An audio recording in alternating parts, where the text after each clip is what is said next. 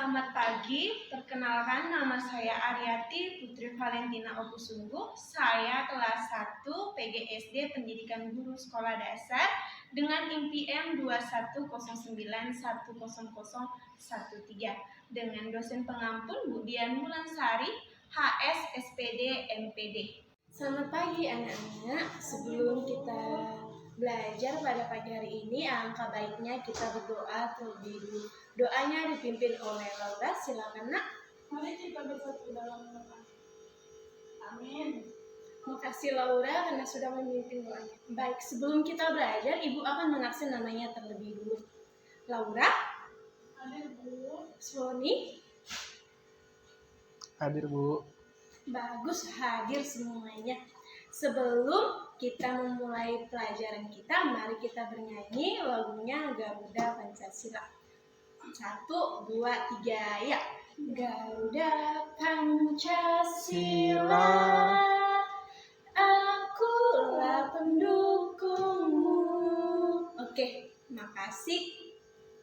Baik, Ibu akan menyampaikan materi kita pada pagi hari ini tentang makhluk hidup. Siapa yang tahu apa itu makhluk hidup? Saya Ayo. Bu. Apa nak? Makhluk hidup itu yang bernapas ya Bu? Iya, benar sekali. Makhluk hidup adalah suatu organisme yang dapat mempertahankan dirinya dari perubahan lingkungan dan untuk berkembang biak agar dapat melestarikan jenisnya atau spesiesnya. Baik, jenis-jenis makhluk hidup itu ada 3. Yang pertama apa saja? Ada yang tahu? Enggak Bu. Yang pertama manusia, yang kedua hewan, yang ketiga tumbuhan. Di mana manusia merupakan makhluk hidup yang paling sempurna ciptaan Tuhan. Baik, Ibu akan menjelaskan makhluk hidup berdasarkan teorinya. Yang pertama itu teori abiogenesis. Siapa yang tahu apa itu teori biogenesis? Apa itu Bu? Teori biogenesis yang pertama kali itu dikemukakan oleh Aristoteles, di mana teori ini berasal dari benda mati yang muncul ke permukaan. Contohnya itu apa? Contohnya itu cacing dari tanah, ikan dari air, dan belatung yang muncul dari daging yang busuk. Baik, apa yang kedua teori biogenesis? Siapa yang tahu apa itu ya teori biogenesis? Ada yang tahu? Enggak Bu. Teori biogenesis itu adalah teori yang dimana para ilmuwan itu tidak percaya terhadap teori ini tanpa adanya pembuktian alamiah, tanpa ada kebenarannya. Jadi teori biogenesis ini ada 3 para ilmuwan yang harus melakukan penelitian. Yang pertama, Francesco Redi, yang kedua Lazarus Palazzani, yang ketiga Louis Pasteur. Ketiga ilmuwan ini harus melakukan penelitian terhadap makhluk hidup. Yang ketiga, teori evolusi kimia atau yang disebut dengan neobiogenesis. Siapa yang tahu teori evolusi kimia? Saya Bu. Apa itu nak? Teori evolusi kimia terjadi karena makhluk hidup tidak semudah dianut abiogenesis atau generatio spontanea. Benar sekali. Baik. Teori panspermia. Teori panspermia ini bertentangan dengan teori biogenesis. Karena teori ini mengemukakan benih kehidupan yang sudah ada dan tersebar di seluruh jagat raya. Jadi asal mula kehidupan makhluk hidup.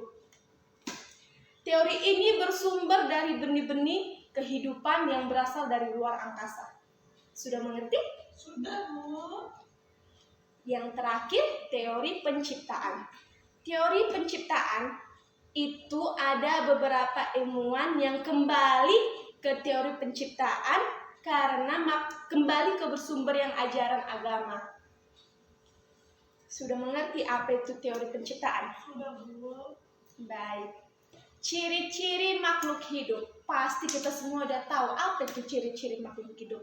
Ciri-ciri makhluk hidup itu ada dua. Ciri-ciri makhluk hidup dan ciri-ciri makhluk tak hidup. Ciri-ciri makhluk hidup itu manusia, ikan, dan tumbuh-tumbuhan. Ciri-ciri makhluk hidup yang tak hidup itu meja, kursi, dan lemari. Pintu juga, Bu. Pintu termasuk itu ciri-ciri makhluk hidup yang tak hidup. Sudah? Ada yang mau ditanya? Ada, Bu. Baik. Ibu akan menjelaskan apa itu organisasi kehidupan makhluk hidup. Organisasi kehidupan makhluk hidup adalah tingkatan dari kelompok makhluk hidup yang paling kecil ke kompleks. Tingkatan makhluk hidup dari kelompok makhluk hidup yang paling sederhana hingga yang paling kompleks.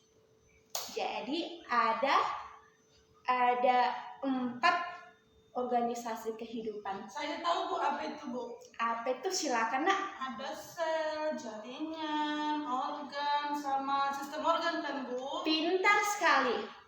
Sel. Sel adalah suatu unit terkecil yang menyusun tubuh makhluk hidup. Sudah tahu kan apa pengertian sel? Jangan asal-asal tidak tahu apa pengertian sel. Iya, Bu. Yang kedua, jaringan. Jaringan adalah sekumpulan sel yang memiliki bentuk dan fungsi yang sama. Dan organ dibangun oleh beberapa jaringan yang sama, melakukan fungsi dan tugasnya yang tertentu. Dan yang terakhir, sistem organ.